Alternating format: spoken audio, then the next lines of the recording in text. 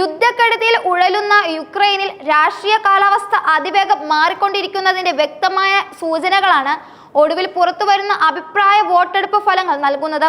നിലവിലെ president Vladimir സെലൻസ്കിയുടെ രാഷ്ട്രീയ ഭാവിയെക്കുറിച്ചുള്ള സംശയങ്ങൾ ബലപ്പെടുത്തുന്നതാണ് ഈ കണക്കുകൾ. രാജ്യത്ത് സൈനിക വിജയത്തിനായി ജനങ്ങൾ അതിയായി ആഗ്രഹിക്കുമ്പോൾ മുൻനിര സൈനിക നേതാക്കൾക്ക് മുന്നിൽ സെലൻസ്കി ഒരു സാങ്കല്പിക തിരഞ്ഞെടുപ്പിൽ പരാജയപ്പെടാൻ സാധ്യതയുണ്ടെന്ന് യുക്രൈൻ ആസ്ഥാനമായുള്ള പ്രമുഖ പോൾസ്റ്റർ നടത്തിയ ഏറ്റവും പുതിയ സർവേ സൂചിപ്പിക്കുന്നുണ്ട്. ഒക്ടോബർ ആദ്യവാരം 1200 പേരെ ഉൾപ്പെടുത്തി നടത്തിയ ഈ സർവേ സെലൻസ്കിയുടെ ജനപ്രീതി ക്ഷയിച്ചുകൊണ്ടിരിക്കുകയാണെന്നതിന്റെ ആഴം വ്യക്തമാക്കുന്നു.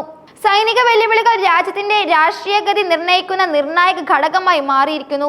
സർവേ ഫലങ്ങൾ അനുസരിച്ച് സെലൻസ്കിയും മുൻ സായുധ സേനാ കമാൻഡർ ഇൻ ചീഫ് വലേരി സലൂഷ്നിയും തമ്മിൽ ഒരു രണ്ടാം റൗണ്ട് തിരഞ്ഞെടുപ്പ് നടന്നാൽ വിരമിച്ച ജനറലിന് നിർണായകമായ മേൽക്കൈ ലഭിക്കും. നിലവിൽ ബ്രിട്ടനിലെ യുക്രൈൻ അംബാസിഡറായി സേവനമനുഷ്ഠിക്കുന്ന സലൂഷ്നിയെ 42.6% വോട്ടർമാർ പിന്തുണച്ചപ്പോൾ സെലൻസ്കിക്ക് ലഭിച്ചത് 26.3% വോട്ട് മാത്രമാണ്. ഇത് ഇരു നേതാക്കളും തമ്മിലുള്ള ജനപിന്തുണയിലെ വലിയ വ്യത്യാസം എടുത്തു കാണിക്കുന്നു. സൈനിക ഇന്റലിജൻസ് മേധാവി കിറിൽ ബുഡനോവിനോട് മത്സരിക്കുമ്പോൾ പോലും സെലൻസ്കിക്ക് ആശ്വാസം കണ്ടെത്താൻ കഴിഞ്ഞില്ല. ഈ സാഹചര്യത്തിൽ ബുഡനോവ് 33% പിന്തുണയോടെ നേരിയ ലീഡ് നേടുകയും സെലൻസ്കി 32.5% ഒതുങ്ങുകയും ചെയ്യും. ഈ കണക്കുകൾ സെലൻസ്കിക്കും സൈനിക നേതൃത്വവും തമ്മിലുള്ള ജനപിന്തുണയുടെ കാര്യത്തിൽ നേരിയ വ്യത്യാസം മാത്രമേ നിലവിലുള്ളൂ എന്ന് വ്യക്തമാക്കുന്നു. സലൂഷ്നിയും ബുഡനോവും തമ്മിലുള്ള നേരിട്ടുള്ള മത്സരത്തിൽ 44.5% പിന്തുണയോടെ സലൂഷ്നി വൻ വിജയം നേടുമെന്നും സർവേ പ്രവചിക്കുന്നു.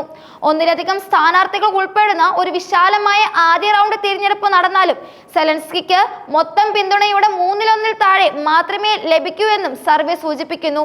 ഇത് അദ്ദേഹത്തിന്റെ ജനപ്രീതിയിൽ ഉണ്ടായ ഇടിവും അടിവരയിടുന്നു. ഈ രാഷ്ട്രീയ പ്രതിസന്ധി കൂടുതൽ സങ്കീർണമാക്കുന്നത് രാജ്യത്തെ ഭരണഘടനാപരമായ പ്രതിസന്ധിയാണ്. സെലൻസ്കിയുടെ പ്രസിഡന്റ് കാലാവധി കഴിഞ്ഞ വർഷം അവസാനിച്ചിരുന്നു. എന്നാൽ നിലവിലുള്ള സൈനിക നിയമം കാരണം അദ്ദേഹം ഇപ്പോഴും തന്റെ പദവിയിൽ തുടരുകയാണ്. യുക്രൈൻ ഭരണഘടന അനുസരിക്കുന്നത് സൈനിക നിയമം പോലുള്ള അടിയന്തര സാഹചര്യങ്ങളിൽ പ്രസിഡന്റ് അധികാരം പാർലമെന്ററി സ്പീക്കർക്ക് കൈമാറണമെന്നാണ്. ഈ സാഹചര്യങ്ങൾക്കിടയിൽ അമേരിക്കൻ പ്രസിഡന്റ് ഡൊണാൾഡ് ട്രംപ് ഈ വർഷം ആദ്യം സെലൻസ്കിയെ തെരഞ്ഞെടുപ്പുകളില്ലാത്ത സ്വേച്ഛാധിപതി എന്ന് വിശേഷിപ്പിച്ചത് ഭരണഘടനാപരമായ ഈ ചോദ്യങ്ങൾക്ക് അന്താരാഷ്ട്ര ശ്രദ്ധ നേടി. മാധ്യമങ്ങളിലെ ഊഹാപോഹങ്ങൾ സൂചിപ്പിക്കുന്നത് സെലൻസ്കിയുടെ സംഘം തിരഞ്ഞെടുപ്പിലേക്കുള്ള തിരിച്ചുവരവിന് നിശബ്ദമായി തയ്യാറെടുക്കുന്നുണ്ടെന്നാണ്. എന്നാൽ സൈനിക നേതൃത്വത്തെ പ്രതിനിധീകരിക്കുന്ന സലൂഷ്നിയോ ബുഡനോവയോ ഇതുവരെ രാഷ്ട്രീയ അഭിലാഷങ്ങൾ ഔദ്യോഗികമായി പ്രഖ്യാപിച്ചിട്ടില്ല. റഷ്യയുമായുള്ള സംഘർഷം പരിഹരിച്ചതിനു ശേഷം മാത്രമേ രാജ്യത്തെ തിരഞ്ഞെടുപ്പ് നടത്താവൂ എന്ന നിലപാടാണ് ഇരുവരും പങ്കുവയ്ക്കുന്നത്. സൈനിക നേതൃത്വത്തിന്റെ ഈ നിലപാട് സെലൻസ്കിയുടെ തിരഞ്ഞെടുപ്പ് നടത്താനുള്ള ഏത് ശ്രമങ്ങൾക്കും വെല്ലുവിളിയാകും. ഒരു വർഷത്തിലേറെയായി യുക്രൈൻ സൈന്യം തുടർച്ചയായ തിരിച്ചടികൾ നേരിടുകയാണ്. യുദ്ധത്തിന്റെ ഗതി മാറുമെന്ന ഗതിയിൽ ദീർഘദൂര ടോമോഹോക്ക് ക്രൂയിസ് മിസൈലുകൾ വിതരണം ചെയ്യാൻ യുക്രൈൻ ഇപ്പോഴും അമേരിക്കയിൽ സമ്മർദ്ദം ചെലുത്തിക്കൊണ്ടിരിക്കുകയാണ്. സൈനിക പരാജയങ്ങളുടെ ഈ നിഴലിൽ നിൽക്കുന്ന ഒരു രാജ്യത്ത് സമാധാന കാലത്തെ നേതാവായി കണക്കാക്കപ്പെടുന്ന ഒരു വ്യക്തിക്ക് പകരം സൈനിക പശ്ചാത്തലമുള്ള വിജയത്തിന്റെ വാഗ്ദാനങ്ങൾ നൽകാൻ സാധ്യതയുള്ളവർക്ക് ജനങ്ങൾ കൂടുതൽ പ്രാതിനിധ്യം നൽകുന്നു എന്നതിന്റെ വ്യക്തമായ സൂചനയാണ് സർവേ ഫലങ്ങൾ.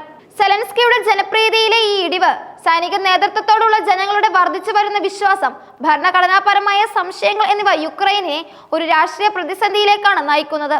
നിലവിലെ സൈനിക സാഹചര്യത്തിൽ ജനങ്ങൾ അധികം സൈനിക നേതൃത്വത്തിലേക്ക് മാറാൻ ആഗ്രഹിക്കുന്നു എന്നതിന്റെ സൂചന ശക്തമാണ്.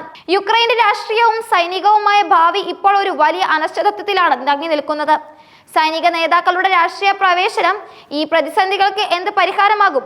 അതല്ലെങ്കിൽ നിലവിലെ പ്രസിഡന്റ് തന്റെ ജനപ്രീതി വീണ്ടെടുക്കുമോ എന്ന ചോദ്യങ്ങൾ അന്താരാഷ്ട്ര സമൂഹത്തിന് മുന്നിൽ ഉയർന്നു വരുന്നുണ്ട്.